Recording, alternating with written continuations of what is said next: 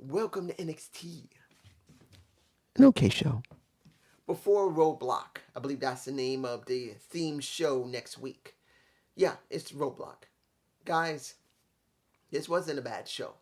Wasn't great, but it wasn't bad. But I am going to tell you that there's certain things that are lacking a lot, and hopefully we get more confirmation, not collaboration, more confirmation that's leading into Stand and Deliver. But maybe Roadblock will be that part that's going to help bring that and make it make sense with their pay-per-view. So we got the opening of a Wesley Open Challenge again. But we got Axiom, Hank, we had Drew, and we had Dempsey. Fighting one another, Drew attacking Dempsey basically attacking Hank, and basically Hank kicking in the face an Axiom, which causes them to have a match later, which I'll talk about. But the person who didn't make the open challenge was Axiom. He wanted to get that shot, but he didn't get it.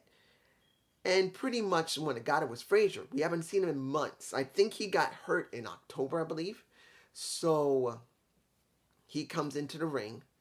And they got good chemistry together, but here's the thing. When it comes to high flyers, the one major problem you can have is that when a high flyer gets hurt officially and comes back from injury, they always go through a process of getting themselves back in ring shape. But no matter how much work they do, until they do it on a weekly basis, they have ring rust. And when it comes to Frazier, he looked good in the beginning. But as time went on throughout that match, it went from here to somewhat here. Because when you watch that match again, you're going to see them both get sloppy towards each other. Because as they kept trying to keep up with one another, I'm not saying Frazier didn't work well. He worked all right. But the problem is, they just didn't communicate exactly right. That's one of the problems that high fly wrestlers are always going to have. Particularly if one of them is coming back from injury. They're not going to be 100% in sync. And when it's out of sync, that's when it looks fake. Or that's when it looks sloppy. In this case, it kind of looks sloppy on both sides. So in the end, I was not surprised West won. West is not going to end right now. It's just too soon. But I will say this. When it comes to Frazier, he'll look a lot better after the next couple of weeks. I don't know if they're going to go up against each other again, but if they do, hopefully it'll be at least a month later when West deals with Frazier again. So Frazier will at least get a little bit more ring work in, so he won't feel so out of sync. Even though they do have good chemistry, as time goes on in the match, chemistry goes out the window once you begin to tank or once you begin to get a little sloppy. Let's move on. Inden Share versus Biggs and Jensen. Now, Jensen is not happy. Jensen is upset because Fallon, even though she did apologize to Akia, is not talking with him. Seems that she's not wanting to be around him. And he's upset about that. And supposedly, while they're dealing with Inden Share, it shows. He becomes unfocused. He becomes problematic. And Biggs is telling him, dude, get your head in the game. But it doesn't help. They both lose the match. Now, of course, Biggs sees him as like a little brother. He loves Fallon like a little sister. He says after the match is over, look, you guys are all I got. I know you didn't mean it, but you can't do this anymore. You're not going to be able to get her like this. It's not going to work. And he said, I want to do a do-over. And honestly, Biggs is right. You don't always get a second chance to do a do-over. But he did say, I'm going to talk to Akia.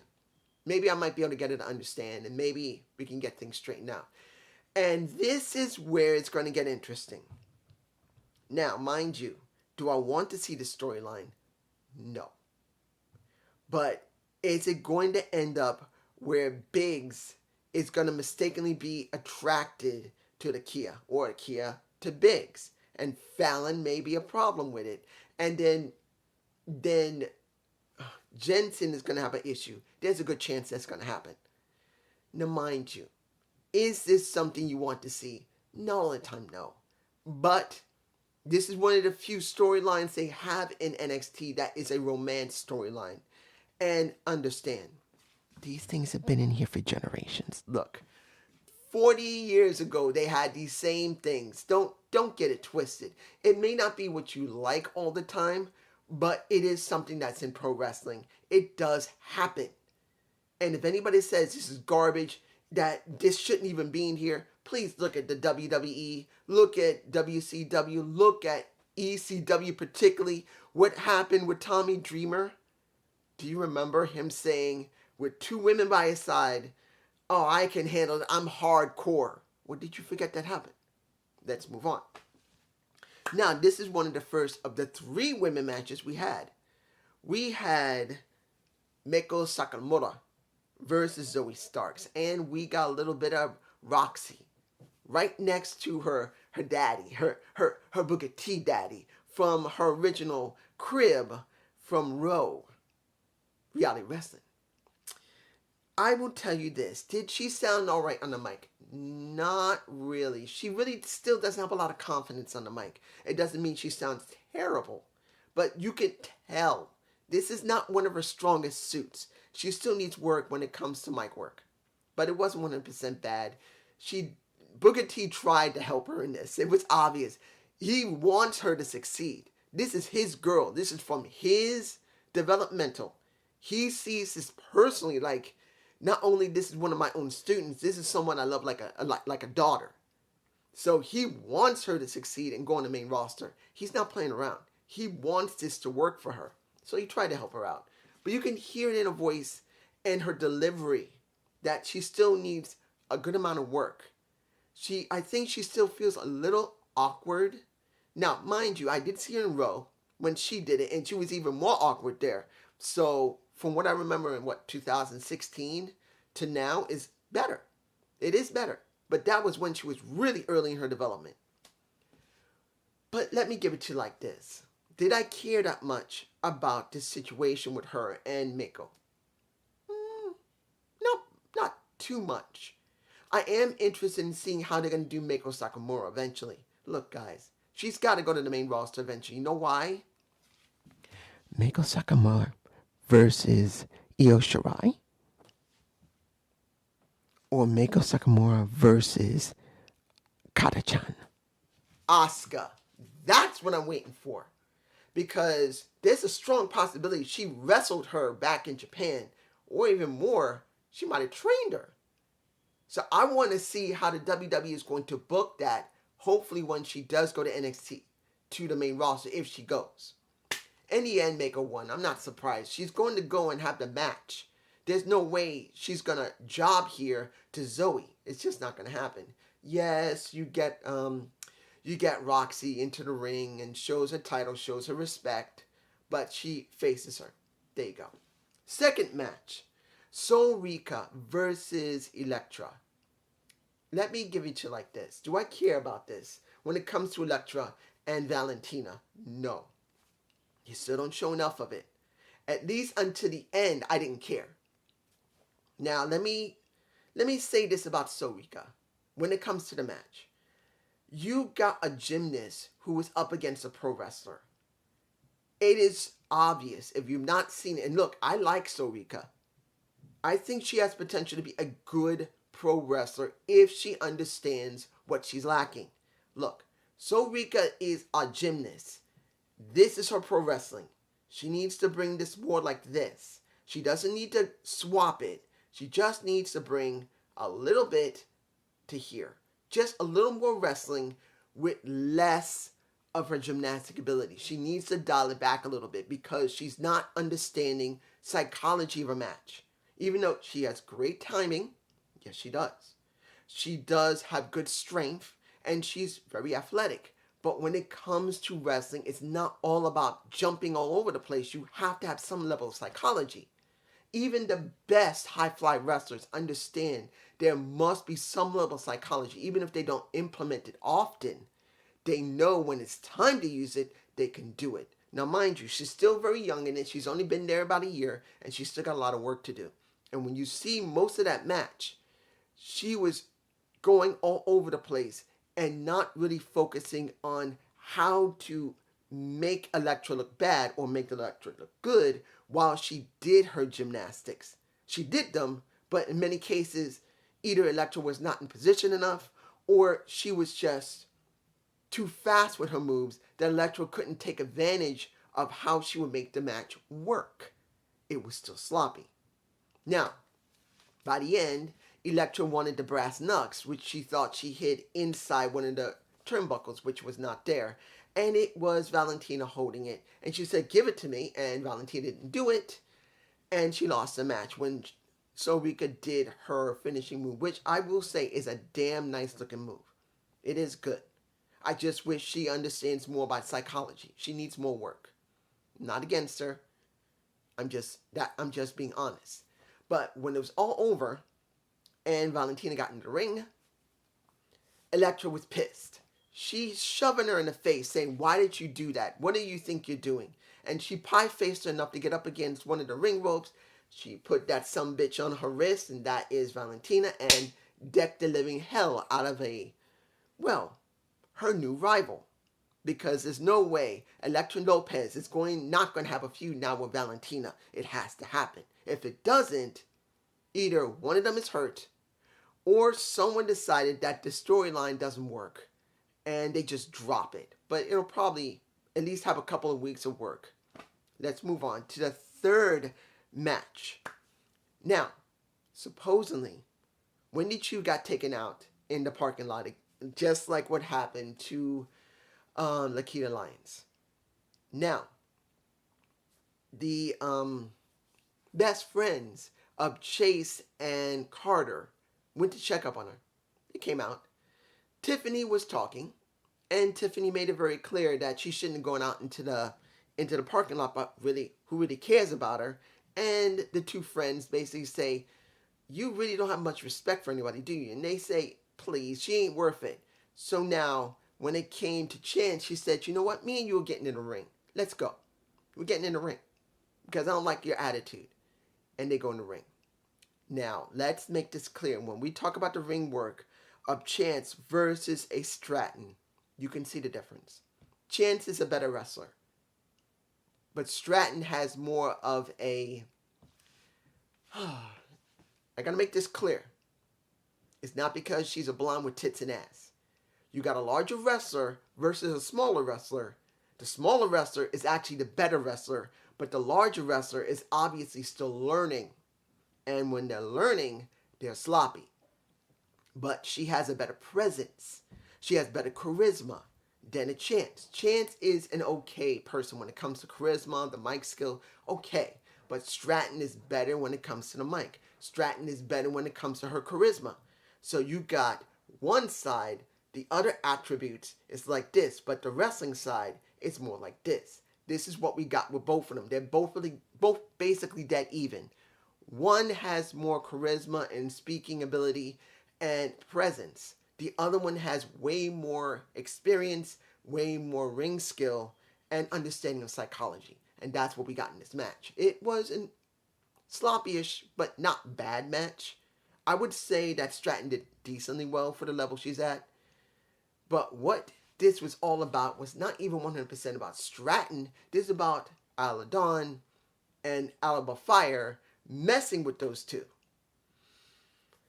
Let me put it to you like this.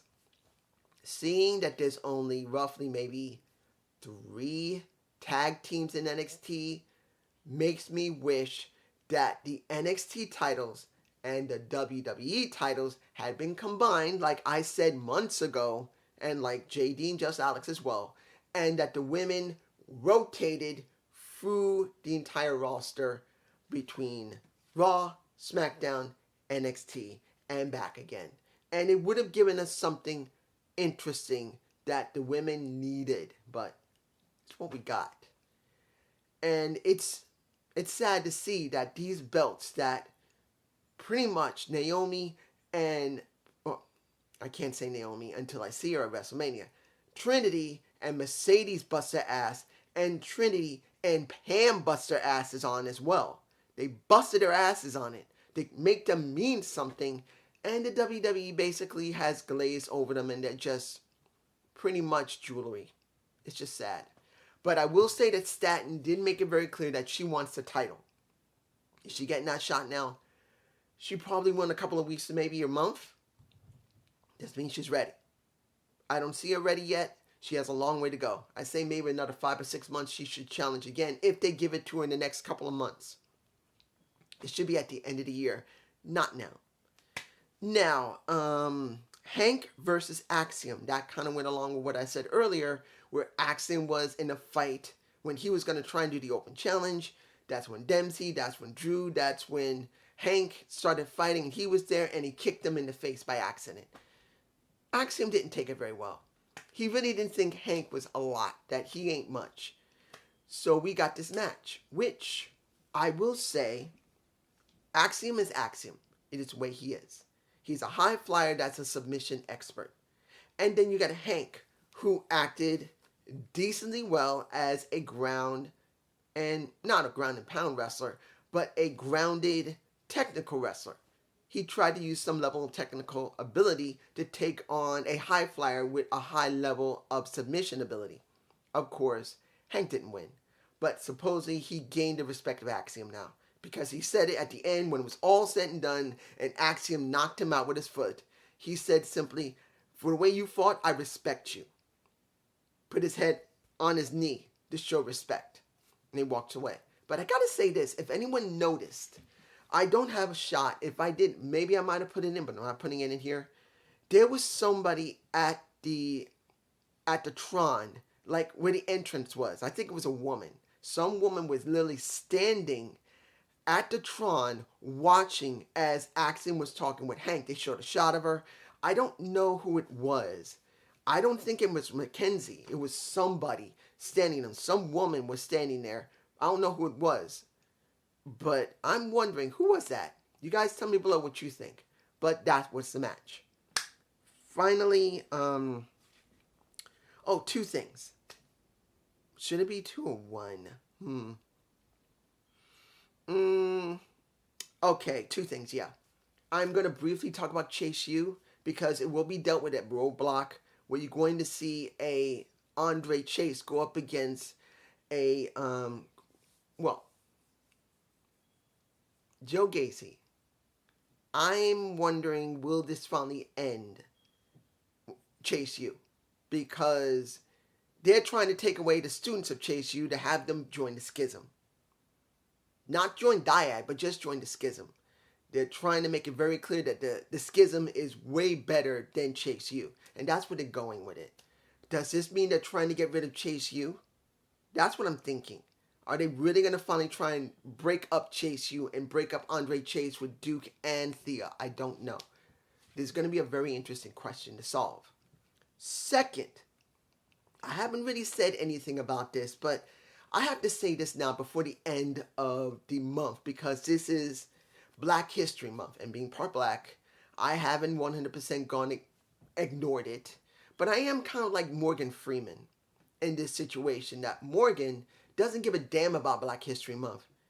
Black History Month is American history, and it shouldn't be celebrated like this. It's not the point.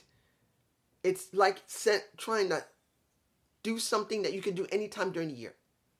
It's like New Year's Eve or New Year's Day when you do a New Year's resolution. Why do you need to do a New Year's resolution when you can do it anytime during the year?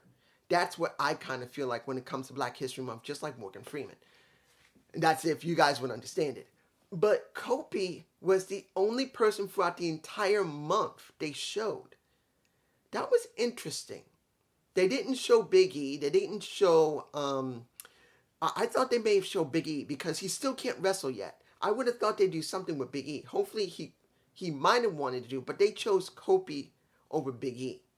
Or Xavier for that matter. And any other wrestler, you got a whole bunch of black wrestlers on the roster. You could have gone through them. But they chose only one person this time around, and it was only Kopi. Interesting. I don't know if that was good or bad. It's not bad. They made sure a champion on the main roster, former champion on the main roster who's won the WWE title, was represented. And that's fine. But it is kind of strange to just see one black wrestler that's on the roster. I'm just saying. And finally, him want gold. Now, the match that I felt was the best match. Now, taking nothing away from the match in the beginning for the North American title, this was really good. Tyler Bates versus Carmelo Hayes. Now, I wish that Trick Williams was not out there. I don't hate Trick, but I really do believe Trick needs to be on his own. Being the hype man for Carmelo all these years, he's not gained anything. And Carmelo doesn't need him anymore. In the beginning, maybe, yeah. He needed more work on his charisma, maybe more on the mic skills or anything else that Carmelo needed. That Trick, who is charismatic, who does talk very well, yeah. But I don't see them together anymore. They don't need to be together. It's a waste. They need to split these suckers off and let them go off on their own paths. Trick needs to be on his own because he feels like nothing, but basically a waste. But taking away from him, was this a good match? Yes. I found this to be the best match of the night. The catch-as-catch-can type of wrestling that Tyler Bates does is very good. He is a somewhat of a high flyer himself, compared to Carmelo, who is a high flyer. It was a good match, and their timing together was actually really good. They got great chemistry together. And that's something you don't see often. When people say chemistry, they means clearly when one person about to do a move, the other one's already in position, clean, no problem. Did botch a little bit. It happens during any match. But it was extremely low, and the match was very even. I enjoyed how basically Carmelo was getting frustrated that Tyler was just playing with him, using his in-ring work instead of his high-flying work. And then Carmelo did get a few moments that his true strength is his high-flying ability and high-impact ability. But it did take Trick to save him. And in the end, Trick interfered at the last minute before, what was it? A twisting corkscrew from the top turn rope for Tyler, and he missed it. And pretty much he gets nailed twice, and the match is over. And he says, after it's all over, I am him, and I am coming for that title. I'll give it like this. Do I believe that he could become a champ? Yes. I do believe Carmelo could become a champ. Do I believe he will be? No. As long as he's with Trick? No. I do believe if there's a point where they won't let him have anything, they will just move him up to the main roster with Trick. Or, if he does get the title, Trick will not stay with him for very long. He will have to break off with him because he is basically a noose around Carmelo's neck. But here's the thing. Also, Trick has a noose around his neck, and that's Carmelo. Both of them are hanging each other due to the fact that Trick doesn't really need him anymore. He needs to be able to branch on his own. But Carmelo doesn't need him anymore. He's already ready. He is ready to be on his own. Trick needs to be on his own. Carmelo's already functioning by himself on his own. It's just that he's hanging behind him like he's just a puppy. That's the deal. They both need to be separated. One badly needs it. One is already there. But it's just me, and I hope you enjoyed this NXT review. Please give me a comment below. What a day. Peace.